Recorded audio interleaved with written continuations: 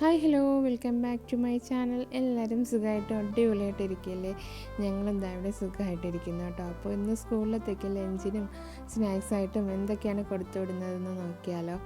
ഇന്ന് സ്നാക്സായിട്ട് കൊടുത്തു വിടുന്നത് ഇതുപോലെ നേന്ത്രപ്പഴം കട്ട് ചെയ്തിട്ട് കുറച്ച് നെയ്യും കൂടി ഒഴിച്ചാണ് കേട്ടോ ചൂടാക്കുന്നത്.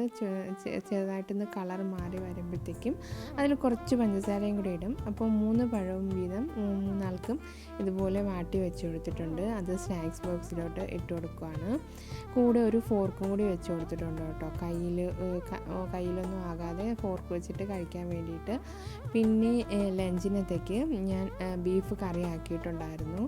എല്ലൊന്നും ഇല്ലാതെ പീസ് മാത്രമായിട്ടാണ് എടുത്തേക്കുന്നത്. അത് കറിയാക്കിയാണ് വെച്ചേക്കുന്നത്. അപ്പോൾ ചോറിനൊഴിച്ച് കഴിക്കാൻ പറ്റുന്ന രീതിയിൽ കറിയാക്കിയാണ് എടുത്തേക്കുന്നത്. അതും 3 പേർക്കും കോരി വെച്ചു. പിന്നെ നല്ല ചൂട് ചോറുണ്ടായിരുന്നു. ചോറിട്ടു.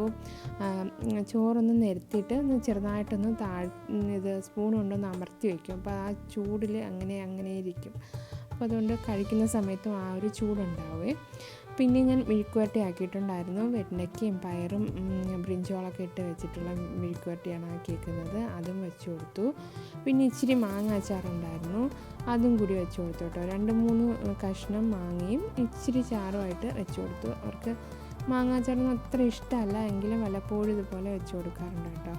അങ്ങനെ ചോറിൻ്റെ കൂടെ മാങ്ങാച്ചാറും കൂടി വെച്ച് കൊടുത്തു. പിന്നെ കുടിക്കാൻ ആവശ്യത്തിന് വെള്ളം കൂടി എടുത്ത് വെച്ച് കൊടുത്തിട്ടുണ്ട്. അപ്പോൾ ഇന്നത്തെ വീഡിയോ ഇത്രയേ ഉള്ളൂ. വീഡിയോ ഇഷ്ടമായിട്ടുണ്ടെങ്കിൽ ഒന്ന് ലൈക്ക് ചെയ്യാനും ഷെയർ ചെയ്യാനും കൂടെ സബ്സ്ക്രൈബ് ചെയ്യാനും മറക്കണ്ട കേട്ടോ. അടുത്ത വീഡിയോ